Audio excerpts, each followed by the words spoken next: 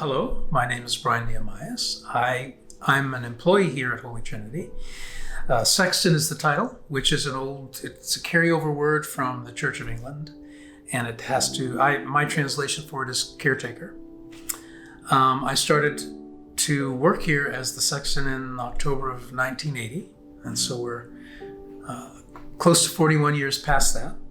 So I know the place well, physically, and I am also a member of the congregation, so I know the place spiritually as well. Holy Trinity built was a small wooden structure. It was on a residential lot not far from here, about 3 blocks from here. It was built at the turn of the century, and it was there until about 1910, when the church then acquired the piece of property we're on now, and that structure was moved to this present address, 211 Trinity Place, but it was in the same spot of where our fellowship hall is now, and it served as probably as a worship space until the sanctuary we have now, which was built in 1923, was finished, and then it sort of became the fellowship hall. And then in the 1928 hurricane, that building was obliterated. The new structure that was built in 23 and 24 survived the hurricane very well. So shortly after this building was destroyed, the church built another fellowship hall, sturdier. And as I understand it, with funds from the National Episcopal Church at the time, who reached out to the community that was really hurting after that 1928 hurricane to help restore the place to worship and to fellowship. So I'm Father DJ Griffin. I'm the Associate Rector here at Holy Trinity. I've been here for a grand total of 3 weeks. I'm brand new and I am loving it so far. I'm from Dallas, Texas originally. That's where I came from. I've been a priest for about 5 years now. Grew up in the Episcopal Church, received a call of ministry when I was in high school, and just sort of pursued it since then. One way or another, God has led me here, and I'm quite happy about that. My wife and I have loved the area, and of course the church is gorgeous. This is probably the most beautiful church I've ever served in, and I've served in a few pretty churches, but just absolutely gorgeous. And the new paint job that they've just done, which I think is very appropriate given our 100th anniversary right now, it just makes it shine. Absolutely. It's a jewel in the middle of downtown. But even more than the building, the people here have been really wonderful. And I have to admit, I was a little surprised. Every church I've ever visited or worked at has always said, we're a welcoming church, we're a family. But this is one of the few places where that's proved true. People really did welcome us with open arms. And I don't think just because I'm a priest. They really were loving, they really were caring, they really were friendly, and it speaks to something special that goes on here at Holy Trinity. So when I started working at Holy Trinity in 1980, Holy Trinity was the dominant structure in the neighborhood. It was there were some single-family homes to the south, and some one-story stores and restaurants to the east, and a few blocks away, a Holiday Inn. So since then, since 1980, the big condominium to the north was built. A lot of these buildings were in the last 10 years. So we went from being the big structure in the neighborhood to being in the Valley of the Shadows, literally. And it's been an interesting development to watch and to witness. But I think it's actually made us more beautiful because we are so distinct from our neighbors in that regard. Earlier I had mentioned the original little wooden church that was brought to this property, and it stood right about where this building is now.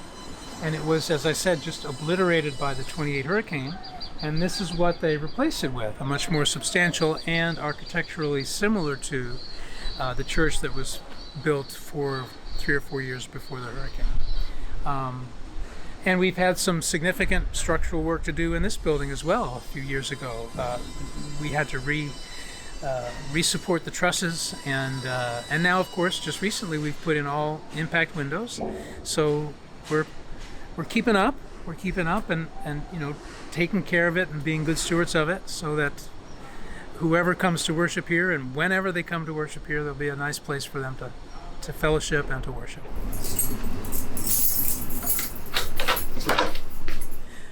Those of you who are familiar with The Lion, the Witch, and the Wardrobe and other parts of the Narnia series might appreciate this. This is the way into our organ loft. We have to actually move our acolyte robes aside and then step through the wardrobe. It's not Narnia, but it's kind of cool. One of the really wonderful pieces of Holy Trinity is our organ. It's a Skinner organ, and the original organ, the beginning of it was in the late 20s, and we've added ranks to it since then. And then we had a major renovation where we literally took it all apart, but it was substantially rebuilt and revoiced, which means the different sounds were put in their proper places so that the sounds as they come out towards the congregation are in the right mix and in the right volume. And of course, since then we've taken very good care of it.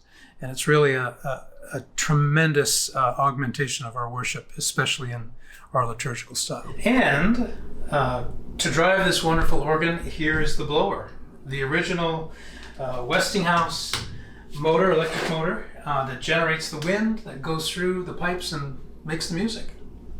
It's a classic.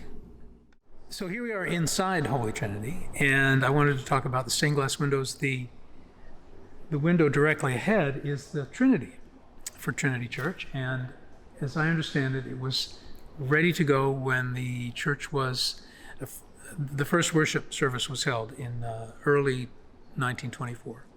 So there are smaller windows along the hallways on the first floor, and then larger windows in what they call the clear story, the second story. Those windows, the smaller windows came first in the teens and in the 20s and 30s, I believe, and then the larger second story windows came in predominantly in the 40s, 50s, 60s, and I think some in the 70s. They're made from a variety of studios. Some are from England, some are from Germany. Most of them are from a studio that was in Philadelphia. It's called the Willette Studio. It has since been absorbed by another studio, but they still exist. Yeah. When Holy Trinity was built in the early to mid-20s, the practice at that time was to have private baptisms. Families would come after service or during the week and have their child baptized here in the baptistry. And at that time, famous architect from that era, Addison Meisner, was building mansions in Palm Beach. And as I understand it, we borrowed Italian marble artisans to create this marble design that is water flowing as well as fish swimming, and the marble font itself, and then the hand-carved wooden cover, which is actually counterweighted. You can imagine this piece of wood would be very heavy, but it has this counterweight so that when it's time to baptism, we can just lift the lid like that, and it's up for the baptism, and then have it covered again after the baptism is over.